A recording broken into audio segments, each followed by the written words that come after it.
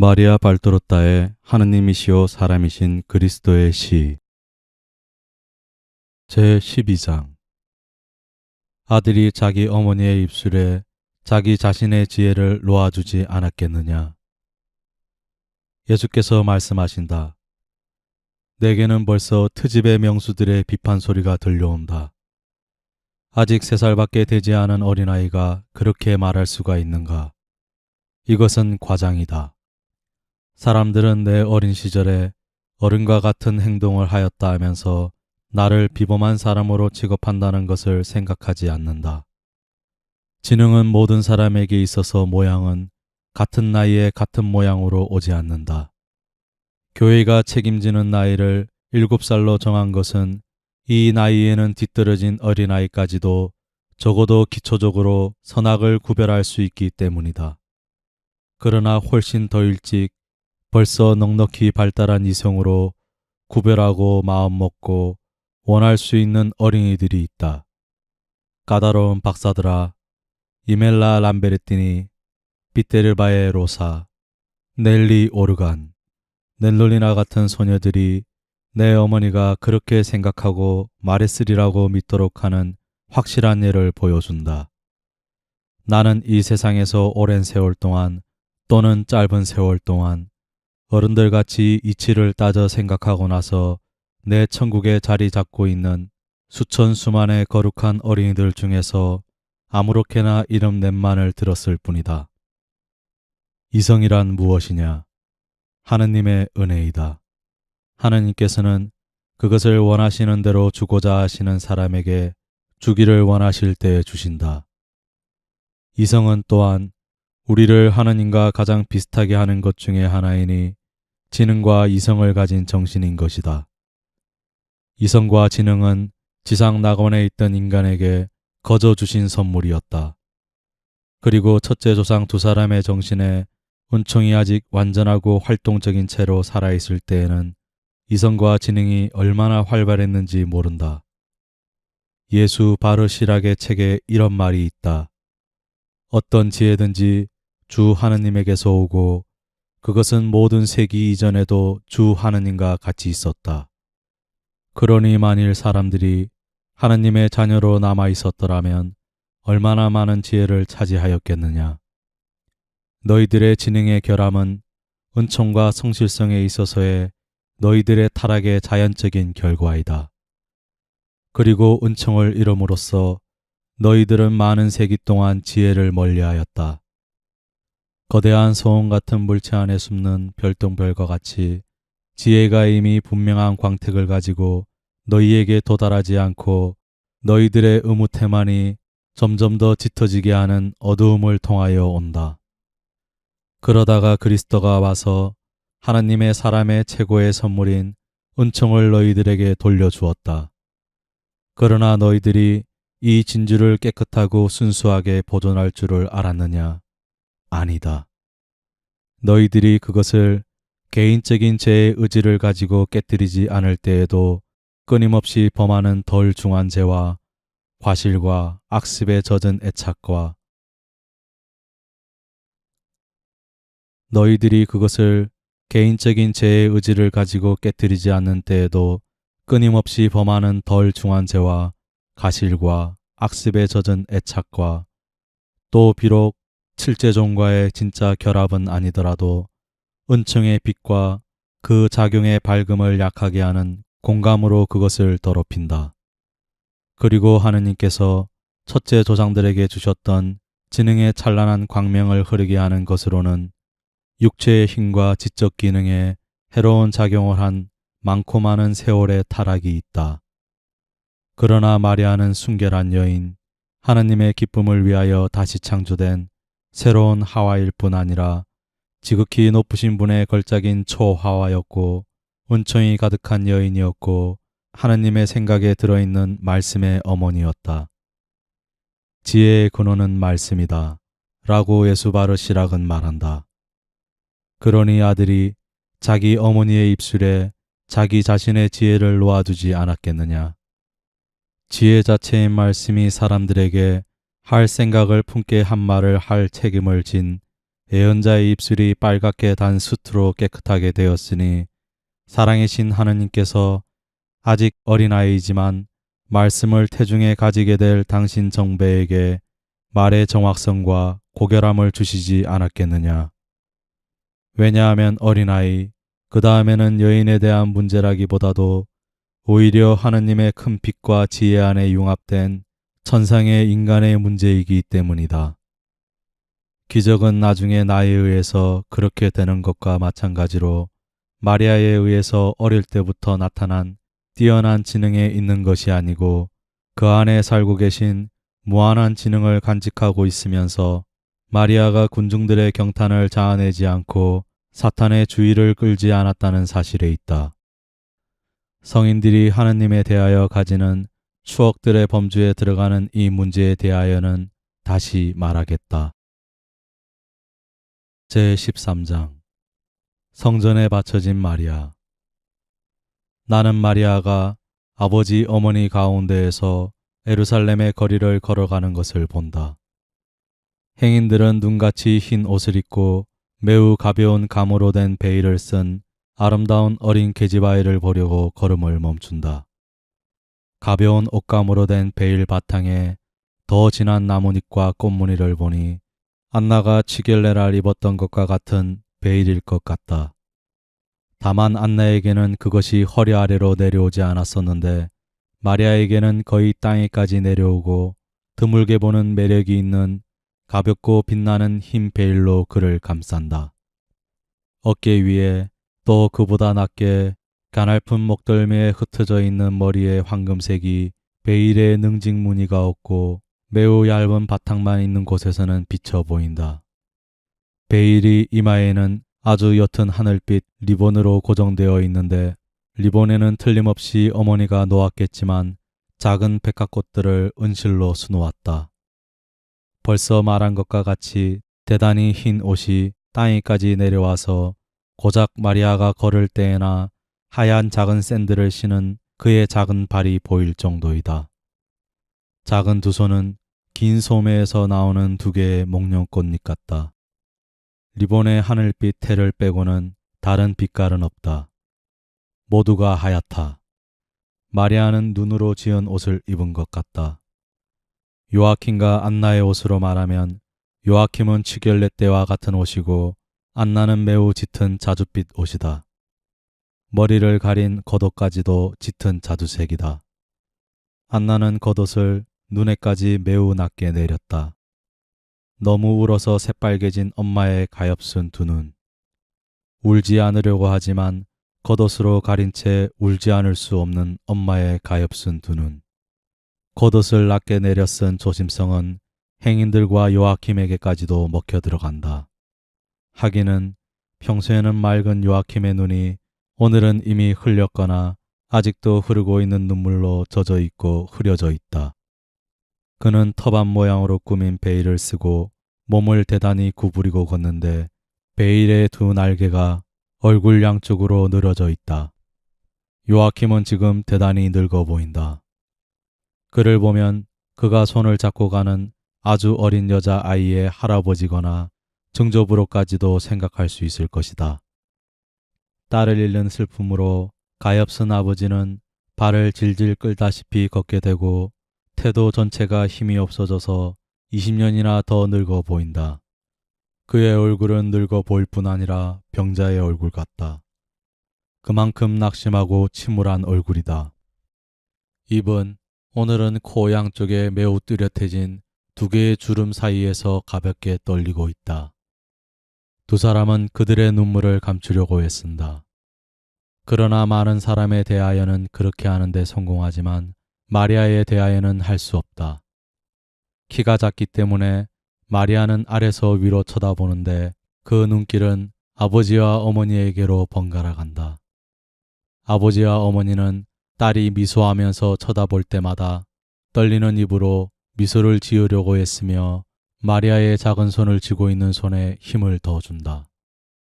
그들은 이렇게 생각할 것이 틀림없다. 자, 저 미소를 보는 것이 또 한 번 줄었구나 하고. 그들은 천천히 조용히 걷는다. 할 수 있는 대로 길을 느리려는 것 같다.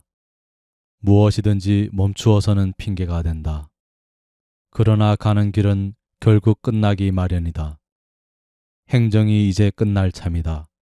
저기 마지막 올라가는 비탈길 한 토막과 성전을 둘러싼 성벽이 나타난다. 안나는 신음소리를 내고 마리아의 손을 더 힘주어 꼭 쥔다. 사랑하는 안나 언니, 제가 언니와 같이 있어요. 하고 어떤 십자로에 서 있는 낮은 회랑 그늘에서 나오는 목소리가 말한다. 그러면서 분명히 안나를 기다리고 있던 엘리사벳이 안나에게로 와서 가슴을 껴안고 안나가 울기 때문에 이렇게 말한다. 오세요. 이 친구의 집에 좀 오세요. 그랬다가 우리 같이 가십시다. 즈가리아도 여기 있어요. 모두 불이 활활 타고 있는 낮고 어두침침한 방으로 들어간다. 분명히 엘리사벳의 친구이겠지만 안나가 알지 못하는 주인 여자는 이 작은 일행을 마음 편하게 남겨두려고 예의를 차려 물러간다. 내가 후회를 한다거나 내 보배를 주님께 마지못해 드린다고 생각하지는 마라. 하고 안나가 눈물을 흘리며 설명한다. 그렇지만 마음이다. 아, 내 마음이 얼마나 괴로움을 느끼는지, 아이 없는 어머니의 고독으로 돌아갈 내 마음에 얼마나 괴로움을 느끼는지 너는 느끼지 못할 거다. 안나 언니, 나도 그걸 이해해요. 그렇지만 언니는 착하니까 고독한 가운데 하느님께서 위로해 주실 거예요. 마리아가 어머니에게 평화를 주시기를 하느님께 기도하지 않겠어요? 마리아는 어머니의 손을 쓰다듬고 입 맞추고 자기 얼굴로 가져다가 쓰다듬어 주게 하고 안나는 두 손으로 그 작은 얼굴을 꼭 싸잡고 입을 맞추고 또 맞춘다. 아직도 넉넉히 입 맞추어 주지 못하였다. 즈가리아가 들어오면서 인사한다. 의인들에게 주의 평화가 있기를. 그렇대 하고 요아킴이 말한다. 이 아이를 바치는 것 때문에 가슴이 떨리니 우리를 위해 평화를 빌어주게. 이것은 아브라함이 제물을 바치려고 산을 올라가던 것과 같네. 그런데 우리는 이 아이를 도로 찾기 위한 다른 제물을 발견하지 못할 것일세. 우리는 하느님께 충실하고자 하기 때문에 그것을 원치 않네. 하지만 즈가리야, 우리는 괴롭네. 하느님의 사제, 우리를 이해하고 얼굴을 찡그리지 말게. 그럴 리가 있습니까? 오히려 허락된 한계를 넘지 않을 줄 알고 형님을 불충한 길로 이끌어 가지 않을 줄을 아는 형님의 고통은 지극히 높으신 분을 사랑하도록 제게 가르쳐 줍니다. 하지만 안심하세요. 여예언자 안나가 다윗과 아론의 꽃을 정성껏 돌볼 것입니다. 지금은 이 꽃이 다윗이 성전에서 가지고 있는 거룩한 후손의 유일한 백합꽃입니다. 이 백합을 왕의 진주를 보살피듯이 보살필 것입니다. 비록 기한이 다 찼고 다윗의 가문의 동정녀에게서 메시아가 나올 것이므로 다윗의 후손의 어머니들이 딸들을 바치는 데 마음을 써야 할 터인데 믿음이 줄었기 때문에 동정녀들을 위해 따로 남겨놓은 자리들이 비어 있습니다. 성전의 동정녀가 아주 적고 왕족으로는 3년 전에 엘리세오의 사라가 나가서 결혼한 뒤로는 하나도 없습니다. 하기는 그 시기까지는 아직 5년씩 6번이 모자랍니다마는 자, 마리아가 다윗 가문의 여러 동정녀들 중에서 거룩한 장막 앞에서는 첫째 동정녀가 되기를 바랍시다. 그리고 또 누가 합니까? 즈가리아는 다른 말은 아무 말도 덧붙이지 않는다. 그러나 생각에 잠긴 채 마리아를 내려다본다. 그러다가 다시 말을 잇는다. 저도 마리아를 돌보겠습니다. 저는 사제이기 때문에 마음대로 출입을 할 수 있습니다. 그것을 이용해서 이 천사를 보살피겠습니다. 그리고 엘리사벳도 자주 마리아를 보러 올 것입니다. 오고 말고요. 저는 하느님이 대단히 필요합니다. 그 말을 이 아이에게 와서 하면서 영원하신 분께 그 말씀을 드려달라고 하겠어요. 안나는 다시 용기를 낸다. 엘리사벳은 용기를 한층 더 북돋아 주기 위하여 안나에게 묻는다. 이건 언니의 신부 면사포 아니에요. 그렇지 않으면 새 아마포를 짠 거예요. 내 면사포다. 나는 이것을 마리아와 함께 주님께 바친다. 이제는 내가 눈이 잘 보이지 않고 또 세금과 실패 때문에 재원이 많이 줄었다. 많은 비용을 지출할 수는 없게 되었다. 다만 이 애가 하느님의 집에 있는 동안과 또 그 후를 위해서 옷까지는 많이 준비했다.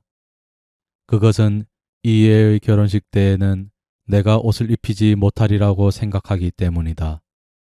그런데 이 애의 결혼을 위해 치장을 해주고 신부의 속옷과 겉옷을 길쌈하는 것이 차고 생기 없는 손일지라도 여전히 엄마의 손이기를 나는 원하기 때문이다. 아이고, 왜 그런 침울한 생각을 하세요? 동생, 나는 늙었어. 이 고통의 무게에 눌리면서처럼 고통을 느낀 적은 일찍이 없었다. 내 생애의 마지막 힘을 이 꽃을 베고 기르느라고 이 꽃에 바쳤다. 그리고 지금은 이 애를 잃는 고통이 이 마지막 힘 위로 불어서 그것을 없애버린다. 요아킴 옆에서 그런 말을 하면 안 돼요. 내 말이 옳다. 나는 내 남편을 위해서 살 생각을 하겠다. 요아킴은 드가리아 쪽으로 주의를 기울이며 아무 말도 듣지 못한 채 하였다. 그러나 그는 들었다. 그리고 눈에는 눈물이 글썽거리며 한숨을 쉰다. 지금은 정확히 제3시와 제6시 중간입니다. 이제 갈 시간이라고 생각합니다. 하고 드가리아가 말한다. 그들은 겉옷을 다시 입고 떠나려고 일어난다. 그러나 나가기 전에 마리아가 팔을 벌리고 문지방에 무릎을 꿇는다. 간청을 하는 작은 케루빈 천사 같다. 아버지, 어머니 축복해 주세요. 영맹한 어린 것이 울지는 않는다. 그러나 그의 작은 입술이 떨리고 흐느낌을 참느라고 약해진 목소리는 그 어느 때보다도 맷비둘기에 떨리는 울음소리 같다. 얼굴은 더 창백하고 눈은 고통을 참는 고민의 시선을 가지고 있다.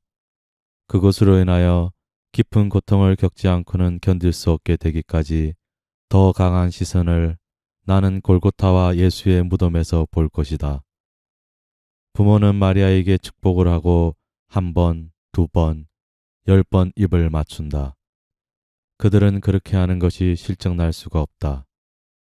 엘리사벳은 말없이 울고 드가리아는 그것을 나타내고 싶지는 않지만 깊이 감동하였다. 그들은 나간다. 아까처럼 마리아가 아버지 어머니 사이에 있다. 앞에는 드가리아와 그의 아내가 간다. 이제 그들은 성전담 안으로 들어왔다. 나는 대사제에게 갑니다. 형님네들은 큰 저온까지 올라가세요. 그들은 마당셋과 포개진 현관셋을 지나간다. 그리고 이제는 꼭대기를 금으로 덮은 매우 큰 입방체 밑에 와 있다. 어마어마하게 큰 오렌지 반쪽 비슷한 볼록한 원천장 하나하나가 지금은 오정대가 되어서 장엄한 건물을 둘러싸고 있는 넓은 마당에 수직으로 내리쪼이고 성전으로 가는 넓은 층과 엄청나게 큰 계단을 꽉 채우고 있는 태양을 받아 반짝이고 있다. 다만 정면에 대서 쌓은 층계를 마주보고 있는 대문간만이 그늘져 있고 청동과 금으로 된 거대한 문은 한층 어둡고 그렇게도 환한 빛과 대조가 되어 장엄하다. 이렇게 햇빛을 쨍쨍하게 받으니 마리아는 한결 더 눈같이 희다. 마리아가 계단 밑에 가 있다. 아버지와 어머니 사이에 이 세 사람의 가슴이 얼마나 뛸 것인가. 엘리사벳은 안나 곁에 있다. 그러나 반걸음쯤 뒤에 있다. 은나팔 소리가 울리고 문의 돌적이가 돌아간다. 문이 청동원 위에서 돌고 있는 동안 검은 거로 알리는 것 같은 소리가 난다. 저 안쪽에 등불들이 켜진 성전 내부가 나타나고 안쪽에서 오는 행렬이 문을 향하여 나아온다. 은나팔 소리와 구름처럼 피어오르는 향과 불빛을 곁들인 장엄한 행렬이다. 이제 행렬이 문지방에 와 있다. 맨 앞에는 대사제일 것이 분명한 사람이 있다. 아주 고운 아마포로 만든 옷을 입고 그 첫 번 옷 위에 역시 아마포로 만든 더 짧은 윗옷을 입고 또 그 위에 제의와 부제복 중간치 같은 일종의 제의를 입은 엄숙한 노인이다. 그 제의 같은 옷은 여러 가지 빛깔로 되어 있어 주홍과 금빛, 자주와 흰빛이 갈아들고 햇빛의 보석들처럼 반짝인다. 그리고 진짜 보석 두 개가 이 모든 것 위에 어깨 높이쯤에서 한층 더 세게 반짝인다. 그것들은 아마 귀금속을 물린 고리들인 것 같다. 가슴에는 금사슬로 지탱되는 보석이 번쩍거리는 넓은 판때기가 달려 있다. 늘어뜨린 보석 장신구와 다른 장식들이 짧은 윗옷 아래쪽에서 빛나고 이마에서는 관 위쪽에서 금이 빛나고 있는데 가톨릭의 주교관처럼 위가 뾰족하지 않고 둥근 관은 종교 신부들의 관을 생각나게 한다. 장엄한 인물이 혼자서 현관 앞 계단이 시작되는 데까지 앞으로 나와 황금 햇빛을 받으니 한층 더 찬란해 보인다. 다른 사람들은 문 밖에 그늘진 현관에 둥그렇게 늘어서서 기다린다.